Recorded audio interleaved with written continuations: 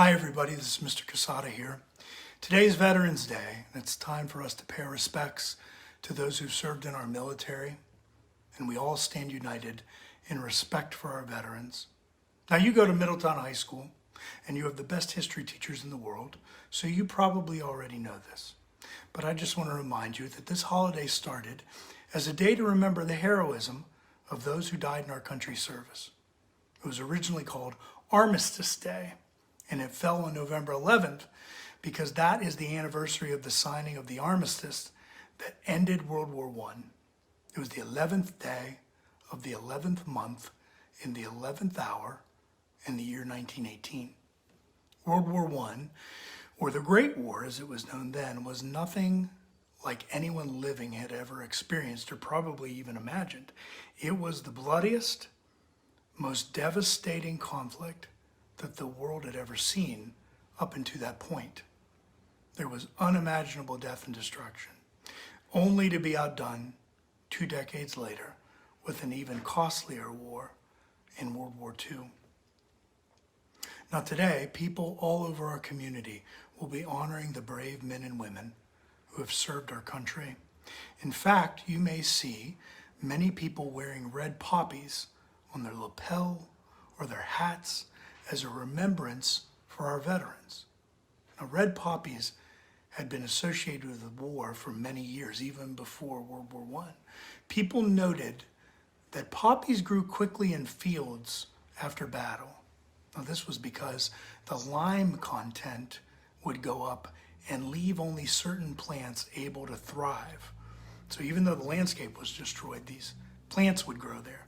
And poppies were one of the few plants able to grow. So at the start of World War I, a poet and a medical doctor from Ontario, Canada, named John McCrae, enrolled with the Canadian Expeditionary Force. Now, he was 41 years old at the time, and he could have easily sat the war out or joined the medical corps because of his training and certainly his age. But he volunteered instead to join a fighting unit as a gunner and a medical officer.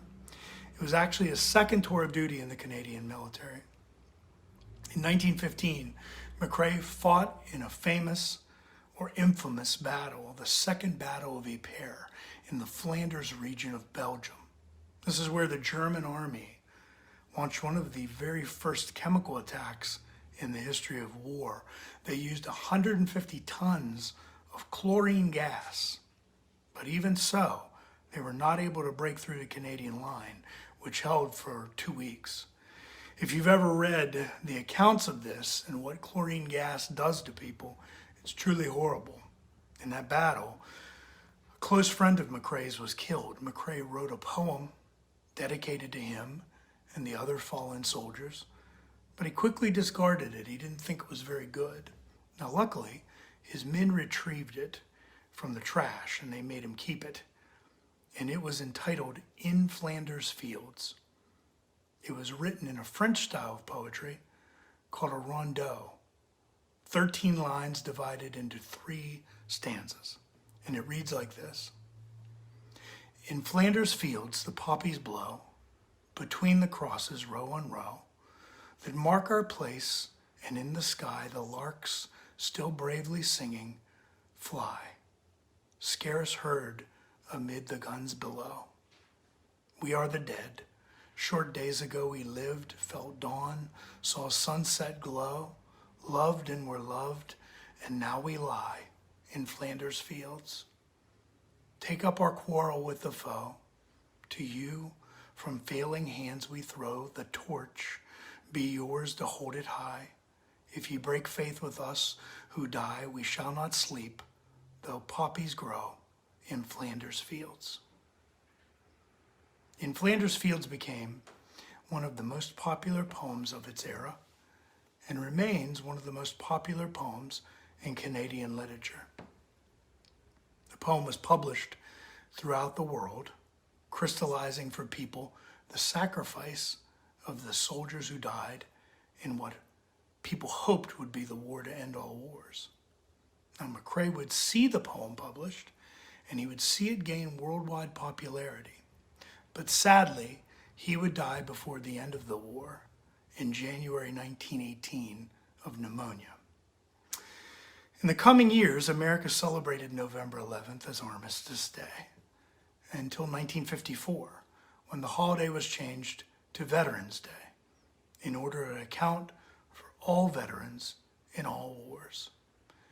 In that short time, we had already had World War II and the Korean conflict. As you know, it's important to thank a veteran. Today, we celebrate and honor America's veterans for their patriotism, their love of America, and willingness to serve and sacrifice. Since our country's founding, more than 1 million American soldiers have given their lives in service to our nation. Remember that today. And please take a moment of silence with your family today to honor the men and women who have paid the ultimate sacrifice in defense of our country.